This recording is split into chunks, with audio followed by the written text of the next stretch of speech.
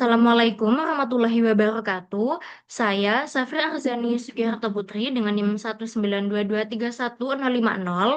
Pada kesempatan kali ini, saya akan mempresentasikan jurnal review mengenai analisis praktik pemberian makan pada bayi dan anak menggunakan metode IEG.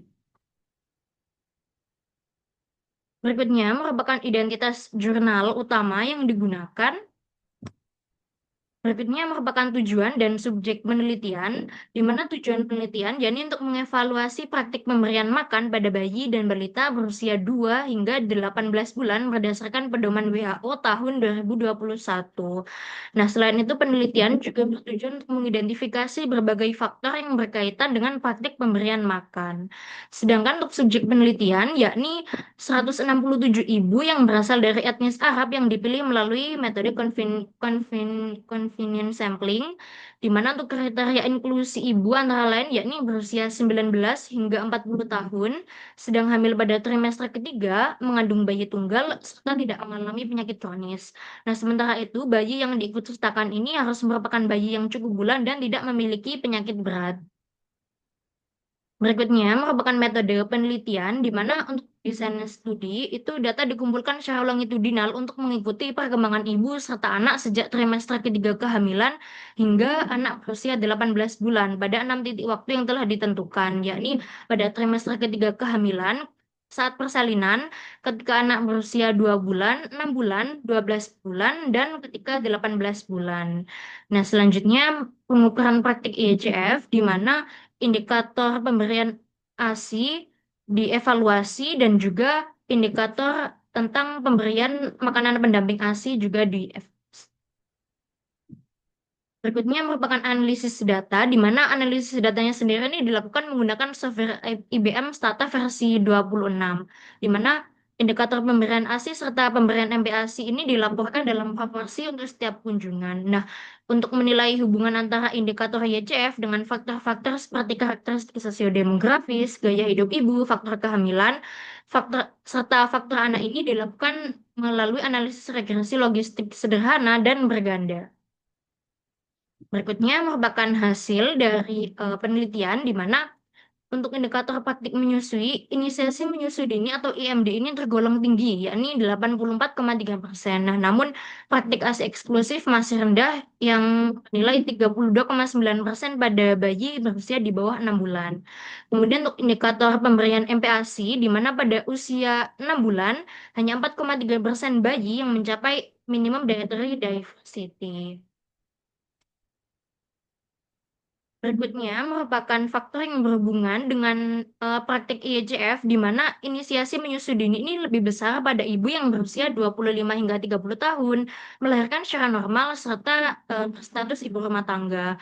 Nah, ASI eksklusif itu lebih banyak dilakukan pada ibu dengan 3 anak atau lebih. Nah, sedangkan komplikasi kehamilan itu menurunkan peluang ASI eksklusif.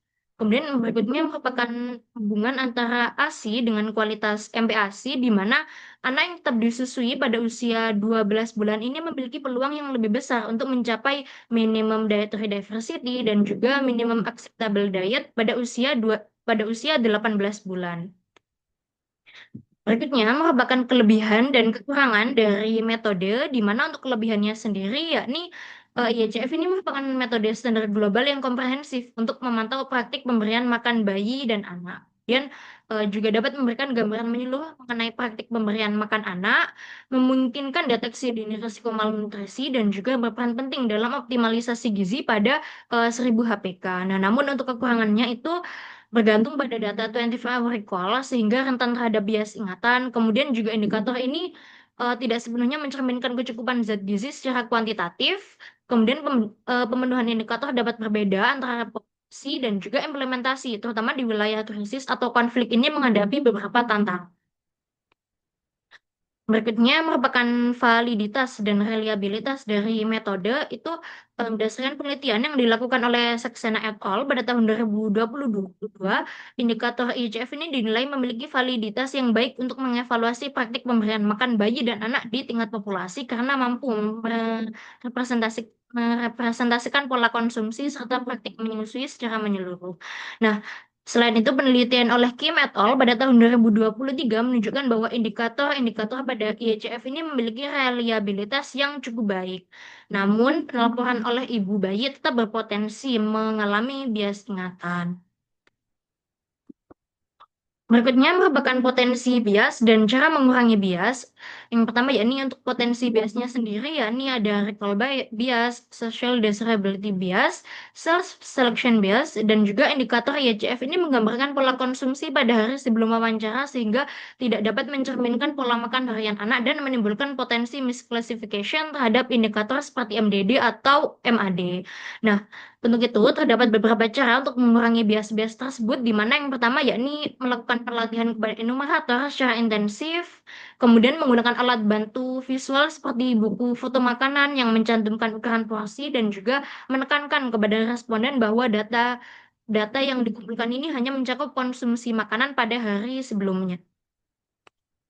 Berikutnya merupakan kesimpulan. Penelitian menunjukkan bahwa praktik pemberian makan pada bayi dan balita di Uni Emirat Arab cukup baik pada aspek menyusui, khususnya inisiasi menyusui dini dan proporsi bayi yang pernah disusui. Faktor sosiodemografis ibu, gaya hidup, serta riwayat kehamilan memiliki keterkaitan dengan praktik IEC. Baik, berikutnya merupakan daftar pustaka yang digunakan. Baik, sekian presentasi dari saya. Mohon maaf bila ada kesalahan kata. Wassalamualaikum warahmatullahi wabarakatuh.